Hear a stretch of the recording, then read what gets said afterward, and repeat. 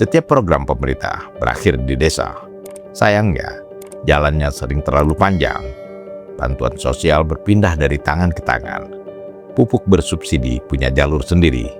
Barang pokok melintasi rantai distribusi yang panjang. Kadang yang lebih dulu sampai bukan barangnya, tapi ceritanya.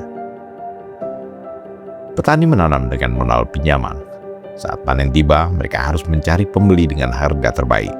Hasil panen pun sudah siap berangkat, tapi harganya kadang masih betah di tempat.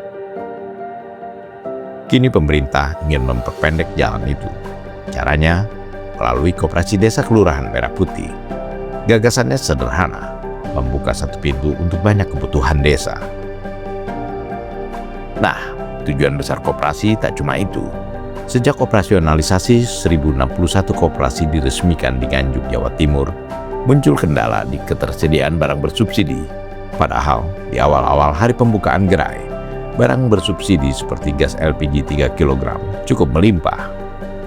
Direktur Utama PT Agrinas Pangan Nusantara tak menutup mata soal ketidaklancaran penyaluran barang subsidi ini. Kemudian terkait dengan tadi pertanyaan Bapak mengenai suplai barang, itu sendiri kami juga mengalami kendala yang luar biasa, sehingga kami laporkan kepada Bapak Menko Pangan. Kemudian beliau mengusulkan kepada Presiden untuk diadakan ratas, sehingga tadi malam diadakan ratas khusus untuk membicarakan terkait dengan KDKMP. Tak menunggu lama, Prabowo yang mendapat laporan langsung menggelar rapat terbatas selama 4 jam bersama menteri terkait pada Rabu 15 Juli di Istana Merdeka. Dalam rapat itu, Prabowo tegas menetapkan Koperasi Desa Kelurahan Merah Putih sebagai penyalur resmi barang bersubsidi dan bantuan sosial. No debat.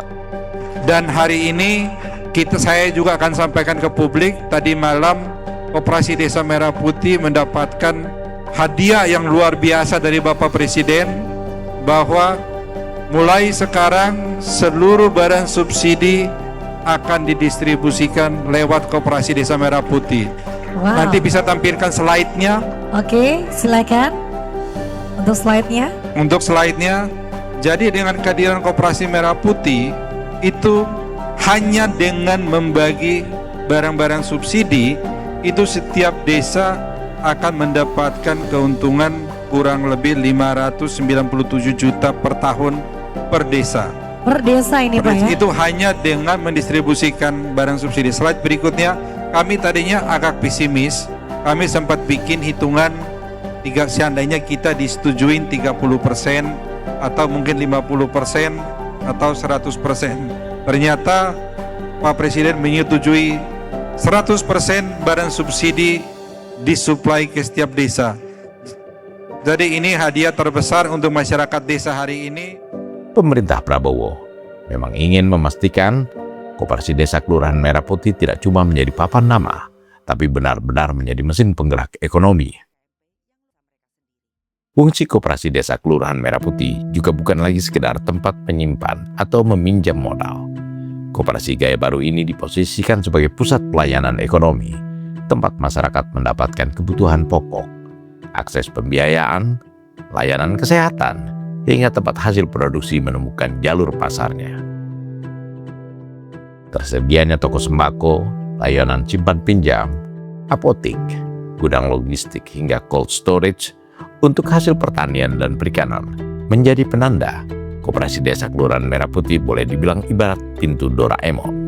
Apapun tersedia untuk kesejahteraan warga desa. Bahkan koperasi juga menjadi penyalur berbagai program sosial pemerintah. Satu hal yang menjadi masalah adalah selama ini petani sering berada di posisi yang lemah. Saat membutuhkan uang cepat, hasil panen harus segera dijual. Ketika harga jatuh, pilihan menjadi terbatas. Disinilah koperasi berperan sebagai off-taker atau pembeli hasil produksi. Ketika harga gabah, jagung, atau komoditas tertentu turun di bawah harga yang ditetapkan pemerintah, koperasi menyerap hasil panen, bukan sekedar beli, tapi memberi petani ruang bernapas agar tidak selalu menjadi pihak yang kalah permainan pasar. Masalah modal juga menjadi perhatian. Banyak petani masih bergantung pada pinjaman berbunga tinggi selama masa tanam. Lewat koperasi simpan pinjam di setiap desa, pemerintah ingin menghadirkan akses pembiayaan yang lebih murah dan mudah dijangkau. Sebanyak 35.800 koperasi desa kelurahan Merah Putih ditargetkan mulai beroperasi pada 31 Agustus 2026 dari total 81.000 yang direncanakan. Karena itulah angka 81.000 muncul.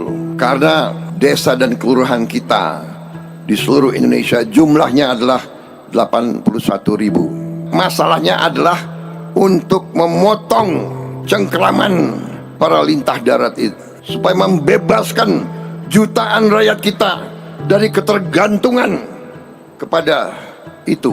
Dan akhirnya muncul lagi bahwa oh iya, pupuk bersubsidi bisa di koperasi. Kemudian gas, tabung-tabung gas itu bisa di koperasi. Kemudian hampir semua barang-barang subsidi bisa kita salurkan melalui koperasi supaya tidak diselewengkan.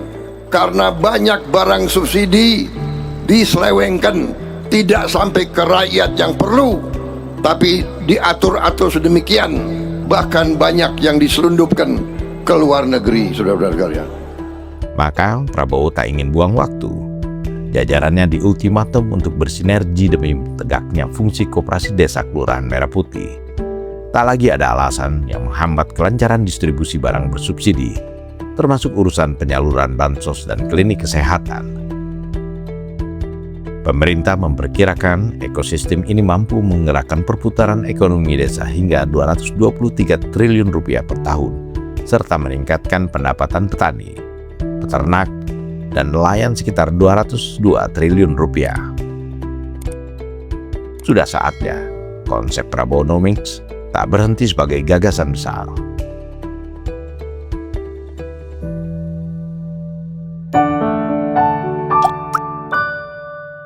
Men of our time.